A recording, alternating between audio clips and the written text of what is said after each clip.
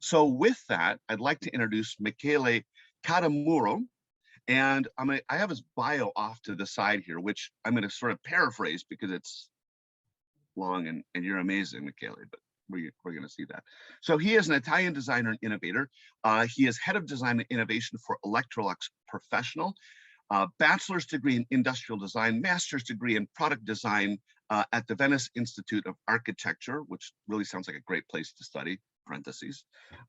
But he started his long experience with Electrolux in 1999. He joined the industrial design team, and today he leads global design and innovation team for Electrolux Professional. So what he does, he's in charge, and he's going to talk a lot more about this. He's in charge of defining the product in UK design and for beverages, food service, laundry, etc. And of course, he and his team have received lots of international design awards. You're famous, Michele.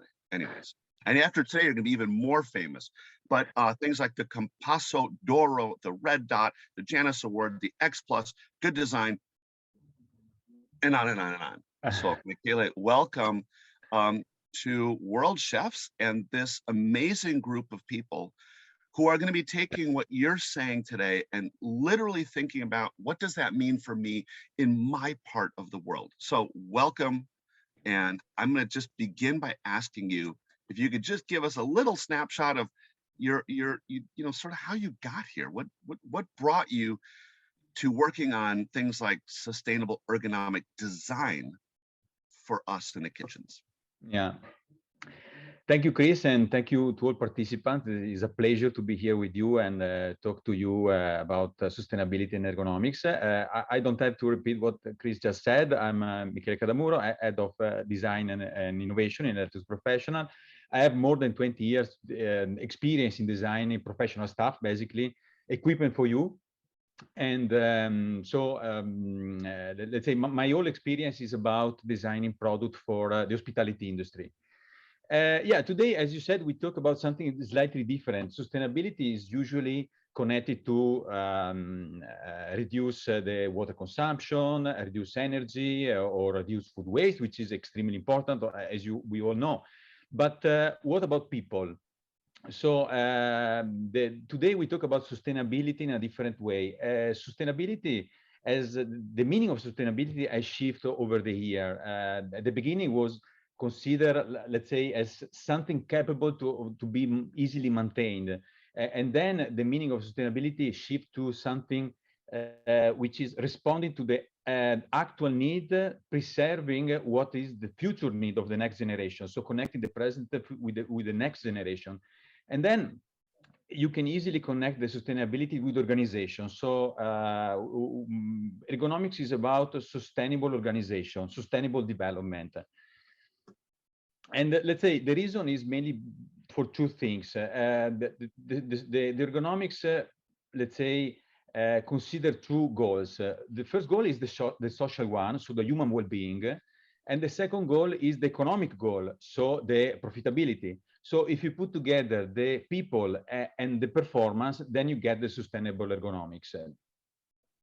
That's really interesting. So let's talk for a minute, and maybe you can define ergonomics from a personal standpoint, right? I'm a chef, I'm a cook, I'm in the kitchen every day. What does that mean to me personally? And then I want to ask you about the economics, because that's pretty interesting. But what does it mean for me? How would I know? Absolutely. So nowadays, ergonomics is even more important than in the past. There are different reasons. I can mention a couple of one. Kitchens are becoming smaller and smaller, for example. So you have to fit a lot of stuff in a smaller space. We all read about the staff shortage, as you mentioned before. So there are less and less people you can find in the working in this business. So we have to preserve the people and the skill we have. That's basically, and then of course is the problem. There is also a problem of sick leaves. So there are many people absences, for example, in the kitchen due to bad ergonomics. So and last but not least, the kitchen is in the one of the 5 top job in the world most stressing, let's say, where you can find stress. And we will see later why. That's really interesting. So if I'm working in a kitchen that is not ergonomic, let's say, okay, or not well designed, what you're saying is it's going to be physically difficult for me. I'm gonna, I'll feel more pain, more, what is the result of when kitchens are not ergonomic? What does it do to me as the cook? Yeah, the answer, we have many data telling us that the problem is big, is huge. I can give you some numbers. For example, 75% of work disease is due to bad ergonomics, 75%. And when we talk about ergonomics, maybe we will have time later, we talk about two or three things, let's say three. The body part, the cognitive part, and the relational part. So ergonomics is a big part. Not people are used to think about ergonomics physically, so only the body. But actually, this is probably the easiest part in ergonomics. Then we have the cognitive part, which is extremely difficult to evaluate, and then the relational part. So I would say three things. When you have a bad ergonomics, something is wrong in the body and or in the cognitive and or in the relation. That's really interesting. So you said 75%. That's a huge number. In other words, if Huge we number. make better equipment, better designed kitchens, we could effectively reduce the amount of injuries, right? Which means also time off, which means in a world of labor problems, that's even compounded and worse. Absolutely. Absolutely. There are numbers, there are researches to say scientifically that having an ergonomic workplace, you improve, for example, productivity by 25, 30%. You reduce the sick leaves by 75%, and then you reduce the musculoskeletal disorder by 60%. So there are big numbers. Then I have a lot of data you can find in the net, many researchers saying that large majority of chefs experience problem of musculoskeletal problem, basically. Yeah, I think if I did a digital raise your hand right now of who has had, muscle issues and joint issues in the kitchen, I think we'd all be like, yes. Yeah. So and of course I was going to ask you about the economics, but I think you just sort of talked to that. In other words, what is that if the ergonomics are better, the kitchen can be more profitable. Absolutely, yeah. This is given. This is not only in the hospitality industry, in all industries. This is proven scientifically that are good ergonomics. Then we can give some example. Let's say is positive for the company bottom line. This is for sure true.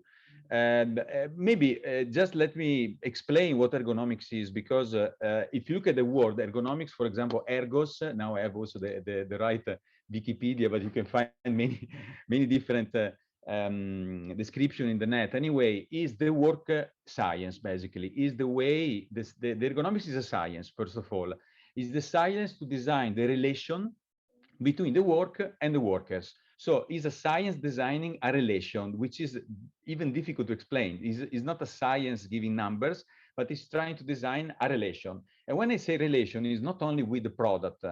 The relation is with the product, with a series of a product, a service, or even people. So even the relation with people is a kind of ergonomics. Interesting. Very, very interesting. So I'm just curious, how did you get into this? I mean, you have such a passion for this. And by the way, for everybody who's listening, we talked a few weeks ago and I was so impressed. It's fun to meet people who it's not just a job. It's something you are deeply passionate about. Yeah. And it shows, right? How did that happen for you? I mean, was there something that you just kind of woke up one day and said, I want to work on ergonomics? Oh, thank you for the question. Because my background, of course, is a product designer. You may say, why you don't talk about aesthetics, for example. And here I have some explanation. First of all, if you look at the pyramid of need, first you have the functionality, then you have the reliability and safety, and then you have the ergonomics. And the fourth step is the aesthetic. So in a let's say designer needs list, first of all you have to be aware of the ergonomics, and then you can come to the aesthetic. It's also important to mention that aesthetics is connected with ergonomics usability because it's proven scientifically that something pretty or that is making pleasure emotions, let's say, put the people in the right attitude to understand the product. And there are anecdotes also about the iPhone, for example. The iPhone was not easy to understand at the beginning, but people like it, love it. And then when you ask me why, I have to go back in my experience because when I joined my father's company in the construction site as an unskilled worker, just helping the summertime to people, let's say, I was really trained about ergonomics, really trained about how to lift heavy weight, how to have the right posture. My father has a very serious spine surgery when he was very young, so he developed a very strong culture in ergonomics in the company. And I honestly realized only later because I didn't care. I was 16, I was 18. I really didn't care about having the right posture. You can imagine when you are young, but then you understand that was the seed. That was the seed. And when I joined this company, looking at how many effort the chefs are doing, operators in the kitchen, I said, my God, this is it's a kind of construction site. We have to do something. It cannot be like our product is more ergonomics than the other. We have to prove it scientifically. And then let's say I created a consensus in the company to invest money and research and technology in finding the right in creating the certification, for example, that we have in ergonomics. So let's get into the, what we say, the nuts and bolts of what you do.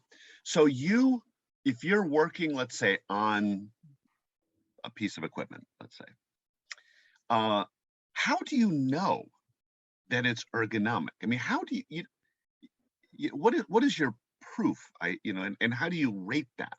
Give us just a little insight, if you would. Absolutely, absolutely. So when we design, as said before, ergonomics is not just equipment. So I don't repeat that. Is it equipment? Is the relation with the people? Is the relation with many equipment? Is the layout? But okay. But if you look at the equipment, what we do in the company is a double scientific understanding. One is on the body, so anthropometric measure. We wear people with sensors. We use Xsense, we use technology to monitor the movement of the chef, so reproduce the movement in the laboratory with equipment. So making sure, so we have a software, is called Bob, the software that is automatically understanding if a movement related with a certain frequency could create problem in the musculoskeletal apparatus. So it's a kind of automatic feedback. This is what we do for the biomechanical part. So sensors, software to understand if positions, posture, forces are, but not only even repetitive movement or static posture, force operations, contact stress, manual material handling, all this kind of stuff are analyzed by sensors and software. This is the biomechanical part. So it's the most scientific one, let's say, easy in the sense that the technology is helping us. The second part, which is, I would say, more difficult, is the cognitive part. So you have to make sure that not only you need not so much forces to open a door, just to give a stupid example, but then you have to make sure that the people understand the product.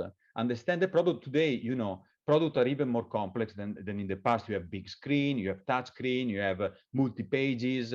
So it's extremely important to make the control panel, for example, easy to use.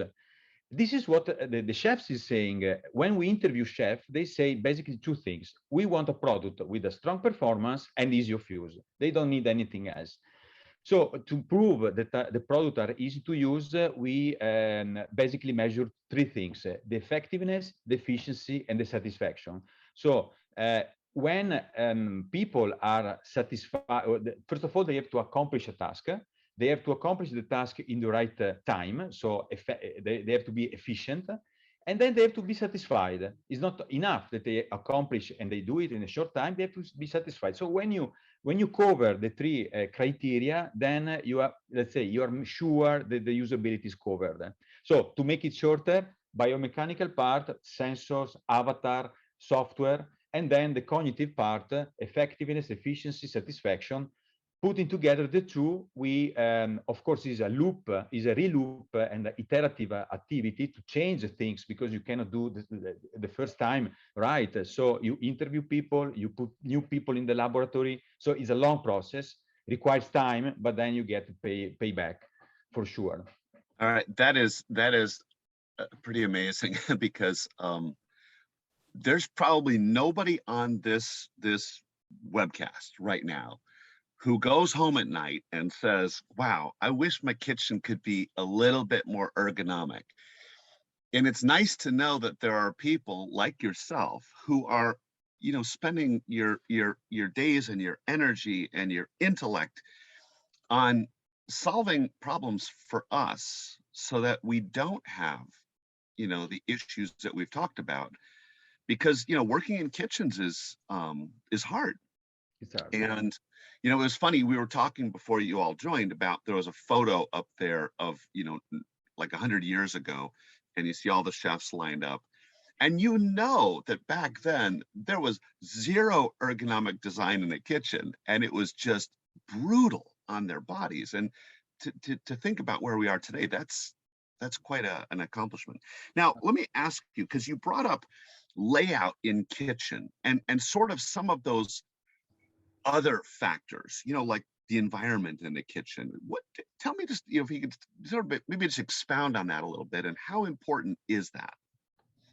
Yeah, absolutely. So we said before, not only the equipment, you can do the best ergonomic equipment, a piece of equipment, but then if you put the equipment in the wrong layout, of course, and the working conditions are not the preferred one, of course, the full experience is not ergonomic. So very shortly, because here you can find books, a lot of literature about how to design the kitchen properly. Of course, there are specific people designing the layout. They pay attention about the corridor, the distances, the height. This is given by literature, that you have to respect the height of 90 centimeters for the worktop, the distance in the corridor. This is given.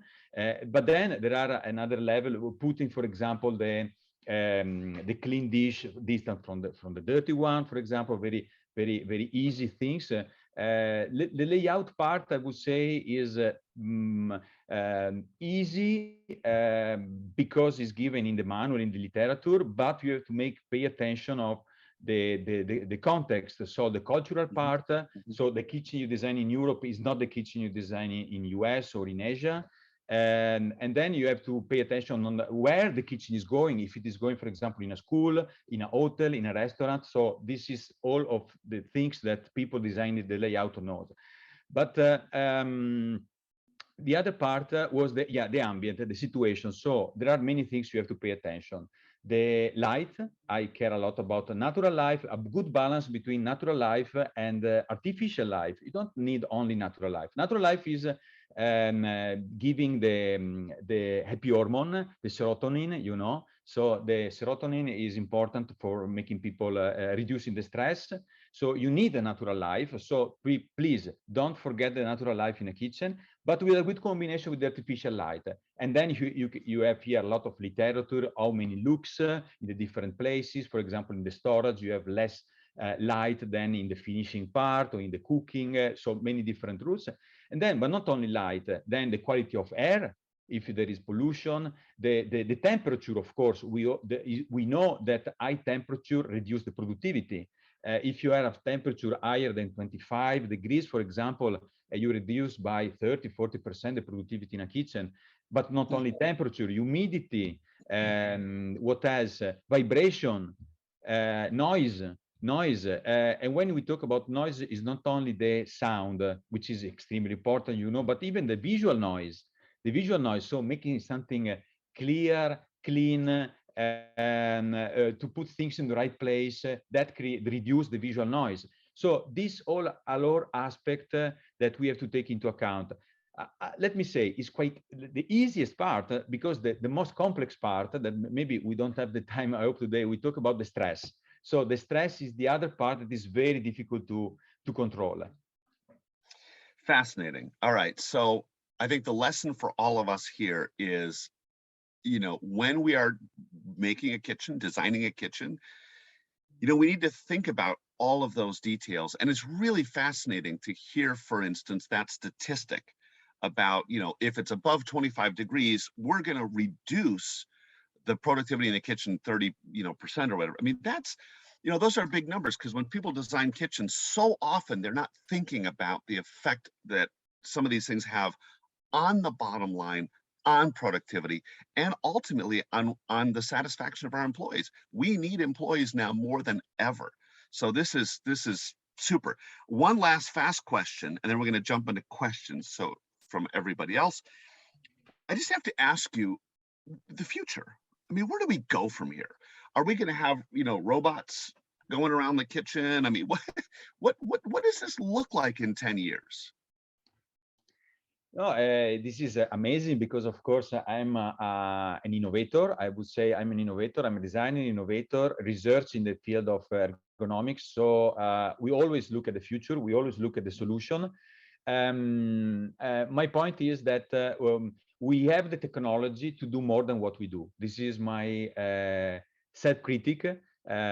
Because there are so much in the market as technology that we have to improve the actual situation. We have it. For example, you mentioned about automation. Yes, automation is surely one of the solutions to reduce stress. Again, stress is about having things not under control, basically. When you don't have under control things, the stress rises. When you do repetitive, for example, repetitive movement are one of the source of stress, one of the biggest source of stress. So if we automatize something which is repetitive, is absolutely one solution. Also because chef, I think here there are majority of people are chef, are creative people, are creative like myself, I creative like designer. They want to be creative in the kitchen. They don't care to do boring things. So boring things should be done by robots. Creative things should be done by human. And then you release the stress, then you improve the happiness. So first of all, to be short, because then myself, I can talk go too on much for hours. Okay, 4 hours, but sorry, automation. So first of all, automation. Then not only automation, I recommend, suggest designer, architect, if we have somebody here, to think about the kitchen in a different way. Entertainment, kitchen that is not only stuff to cook, to do the meal, but also to entertain the employee and to let them socialize and interact. So what I'm imagining in the future is a kitchen where we entertain the employee and the chef, where chef can easily talk, when they can do they can rest a little bit, they can have fun. So the second point, automation. Second point, different concept of kitchen, not only to do the meal, but also to entertain and to improve the productivity in a happy way. So increase the happiness. Then we have the technology like sensors, for example. We can think about a suite, for example, to wear, where the suite is telling you automatically, oh, Chris, you are having a bad posture. Because it's not enough only having the right product and the right kitchen. If you have a bad posture, everything else is useless. So what about having a self-trainer saying, oh, look, Michele, Chris, please bend the knees in a different way. This will bring to you a lot of problem in the future. So that's another possibility. Wow. For example, we can talk about exoskeleton in the future, but this is a little bit too much futuristic. Maybe we don't need exoskeleton. But what I suggest myself and also all my colleagues designing and creating innovation for the kitchen is push for changing the professional kitchen that is like that for many years. Amazing. We don't have just to make product more productive, more performance. Yeah, we need performances, but then there are all the rest. It's useless something performance with a strong performance if the rest is not at the same level. Love it. All right, I have two really fast questions, and we're going to have to wrap it up here. The first is the role. These are questions from people who are listening. Can you give examples of the role of feng shui in designing a sustainable kitchen? The role of, sorry, Dave? Feng shui? So it's, okay, we'll move to the next one. So it's a, no, I will. All right, mobile technology. How is mobile technology affecting kitchen operations and service, innovation, QR codes, that kind of thing? Is mobile technology something you work with? Mobile technologies? Yes. Mobile technologies is connectivity, let's say, is extremely important. I would say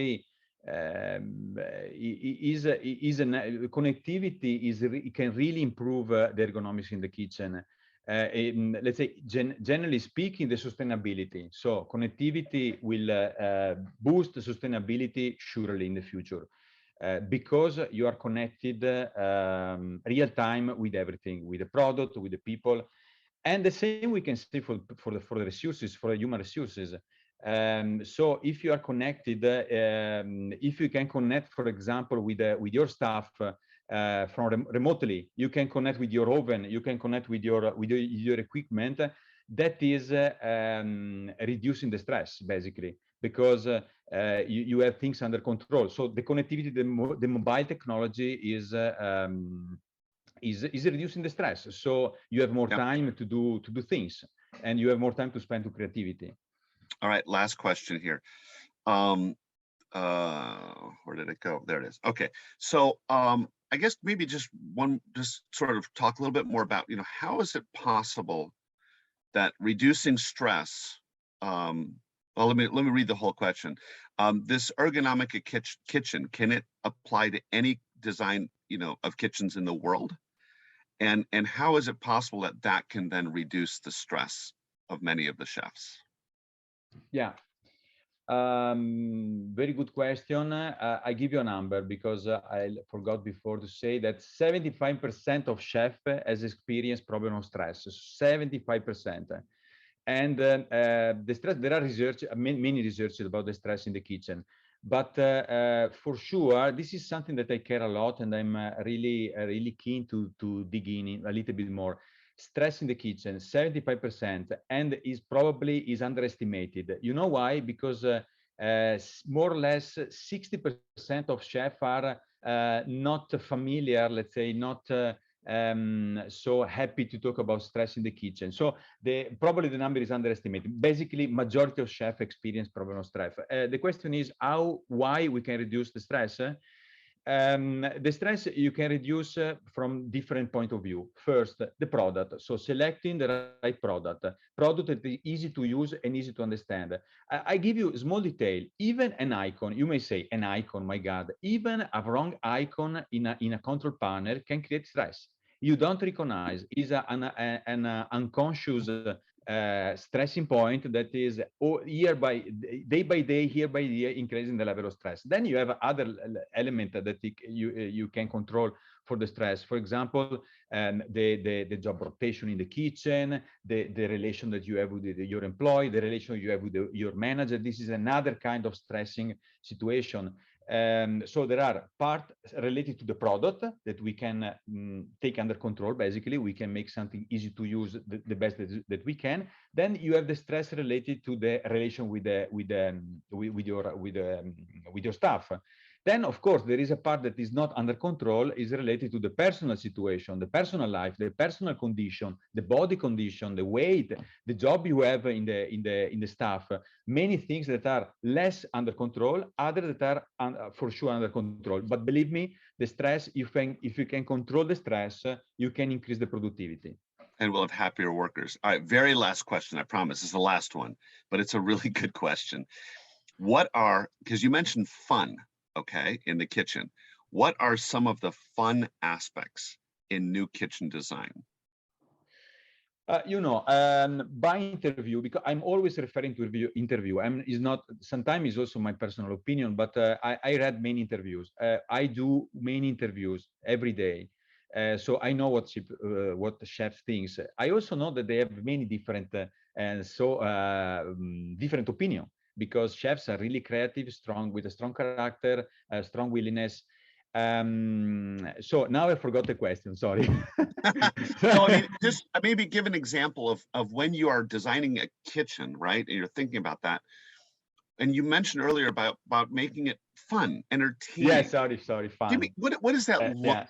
yeah, sorry for that. Yeah, no, fun is what the people want to do, or everybody, regardless if you're a chef or not a chef. So we have to take into account that people at work, myself, you, Chris, all people connected, want to have fun. Then this is valid also for the chef. Fun for chef means creativity, as I said before. Fun means job rotation. They don't want to do the same for many. So one suggestion for the people connected and making the question is if it is depending on the job in the staff. So if it is an operator, a simple operator, try to do the job rotation. So let him making something different, give different challenges. This is having fun. This is having motivation, increasing the happiness. If you're a chef, fun means creating something new, for example, not doing something boring or something that can be done by machines, by the equipment, by product. So fun means basically, this is my opinion in this case, but the creativity. So let him, the brain, thinking, visionary, we are the word chef, this business is a business of creativity, imagination, visionary people. That is the place where they have fun. But not only, the fun is also interacting with people. You know that 60% of chefs says that they don't interact enough with the staff. They say that the cause of the stress is because they don't talk enough. So the second suggestion I give you is to let your employee talking each other, the employee, your staff talking each other. So the fun is not only what you do individually, but also what you do together with the other. So interacting with the other people. Interesting. All right, with that, this has been a blast. Thank you very much, Michele, for taking the time to join us today and share your expertise and to teach us a little bit more about, a different part of sustainability that we don't always think about. And I want to say a huge shout out to Lynn and everybody there in Paris who makes all this happen. Lynn, you're a rock star, but you know that. And a huge thanks to everybody else who's joined us today. I'm watching all these chats on the side of my screen here. And lastly, please, if you haven't thought about it, or if you're on the fence and you're not sure what you want to do, come to Abu Dhabi. I was just talking to Lynn before this started. I said, we're going to get a little room at the end of one day, and we're just going to open it up to the Feed the Planet kind of group. That's you. So please just come and we'll be able to meet each other in person. For me personally, I'd love to put faces to all the names here and meet you in person. So with that, have a wonderful day. And in the words of Michele, have a fun day at work. Thank you, everybody. Bye-bye. Thank you, Chris. Thank you, everybody.